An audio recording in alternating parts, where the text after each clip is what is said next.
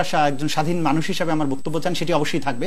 তো যেহেতু আপনারা আমাকে আজকের ইন্ট্রোতে দেখিয়েছেন যে আমি গোলাম আযম সাহেবের আইনজীবী এবং সেখানে আপনারা যুদ্ধাপরাধী শব্দটা লাগিয়েছেন, যদিও যুদ্ধাপরাধী ট্রাইব্যুনাল থেকে বলা হয়নি। তো এখন আপনি ওসিয়তটার কথা বলেছিলেন, আমি সেখানে আসছি। তো তিনি ইচ্ছা প্রকাশ করেছিলেন শেষ সময়টাতে যে মতিউর রহমান নিজামী সাহেব অথবা সাইদি সাহেব যেন তার জানাজার নামাজটি পড়ান। তো সেটি কিন্তু সম্ভব হয়নি, কারণ গোলাম আযম সাহেবের ছেলে যিনি তার পাশে ছিলেন তিনি বলেছেন যে আসলে তারা যেহেতু কারাবন্দী আছেন এটা বাস্তবসম্মত নয়। আর গোলাম আযম সাহেব তখন অনেকটা সাবকনশিয়াস অবস্থায় ছিলেন। তো সে কারণেই আমরা এটাকে বাস্তবসম্মত তার পরিবারের পক্ষ থেকে মনে করা হয়নি, এবং যে কারণে তার ছেলে নিজেই জানাজার নামাজ পড়িয়েছেন। তো এর মাধ্যমে এখানে কোনো সমস্যা তো হয়নি, এবং আপনারা দেখেছেন যে লাখো মানুষ কিন্তু তার জানাজায় শরীক হয়েছেন এবং তারা চোখের জলে বিদায় দিয়েছেন।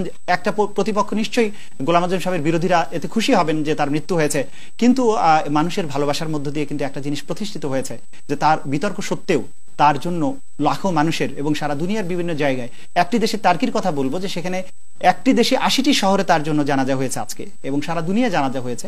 বাংলাদেশে হয়তো তিনি একমাত্র রাজনীতিবিদ যার জন্য গোটা দুনিয়ায় একই সাথে এতগুলো জানাজা অনুষ্ঠিত হয়েছে, যেটা বাংলাদেশের অন্য কোনো রাজনীতিবিদের কপালে জোটেনি। তো সুতরাং এই দিক থেকে আমি বলবো যে গোলাম আযম সাহেব সৌভাগ্যবান, দুনিয়া তাকে মনে রাখে। অর্থাৎ আপনারা মোটামুটি সন্তুষ্ট।